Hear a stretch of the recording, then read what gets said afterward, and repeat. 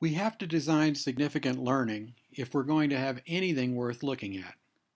And so this means our products that we ask students to create have to have the ability to demonstrate certain things, including the 6 instructional shifts for Common Core in ELA and math.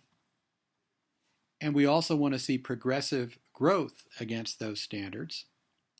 And finally, the applications of the discipline into real-life situations. In order to do this, we have to have certain baseline understandings, and in our system, we honor everybody's experience no matter what level it is.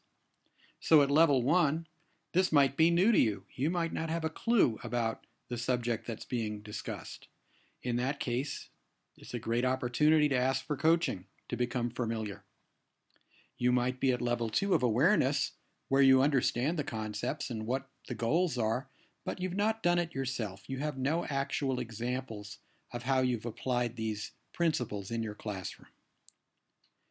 Your use of these skills or concepts might be routine, in which case you would have examples at hand of how you've done these things in your own practice.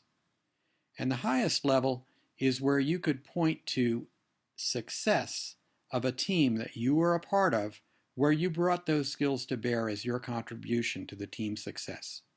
So our 4 levels are red, yellow, green, and blue, levels 1, 2, 3, and 4. Let's see how these apply to the 6 shifts, because we need to understand what is so different about the Common Core.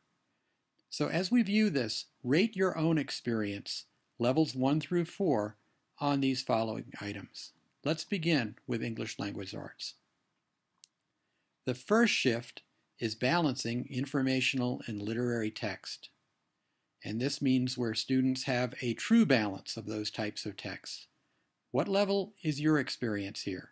Is this something new to you? Are you aware of it already? Do you have examples, or have you worked on a team that has made this balance? Shift 2 is that our knowledge about the discipline is going to come from text rather than activities or teacher instruction. Students will be able to get directly to the text to find their knowledge about the domain and content area. Again, rate yourself 1 through 4. Is this new to you, or something you're already aware of but haven't done? Do you have ready examples, or were you part of a team that has made this shift?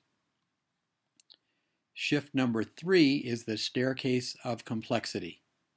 And basically what we're saying here is that we're able to find text at the appropriate level, but that teachers are really creating more time and space for close reading so that we can get increasing levels of complexity.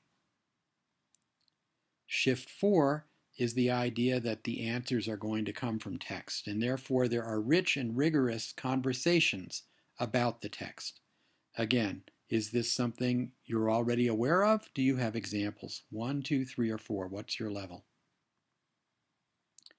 Shift 5 says we're now going to use the evidence from sources in the arguments we make in our writing. Is this something that is new to you? Do you have awareness of it but haven't done it yet? Level 2. Level 3, you could point to examples where your students are already doing it. And level 5, you've been on a team that has helped people shift to this shift. And finally, for ELA, academic vocabulary, where students are constantly building the transferable vocabulary that they need, and spiraling the content to increasingly complex texts.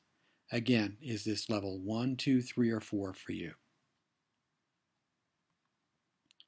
So with these understandings, now we're going to look at the learning. We're going to look at student examples and see where these shifts are taking place.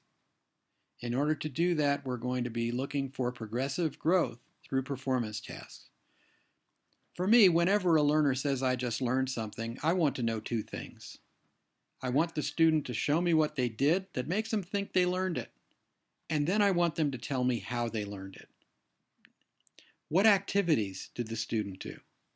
Over what time span? Using what resources? And with what support? When we get this picture and we look at the learning, we're able to use the LEVERS system not only to increase the student's understanding and our own practice, but that of our peers as well.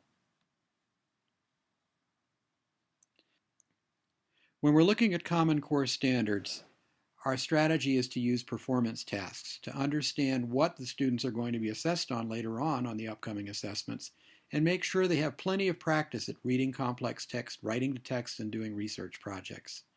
These performance tasks in the database make this explicit and allow you to string them together, either into classroom activities or full-blown projects. When we're focusing on college and career readiness, we're going to actually use the digital learning process to design those projects so that we're embedding Common Core and the 21st century skills. And with respect to those 21st century skills, we're going to be looking to strengthen critical thinking, communication, collaboration, and creativity.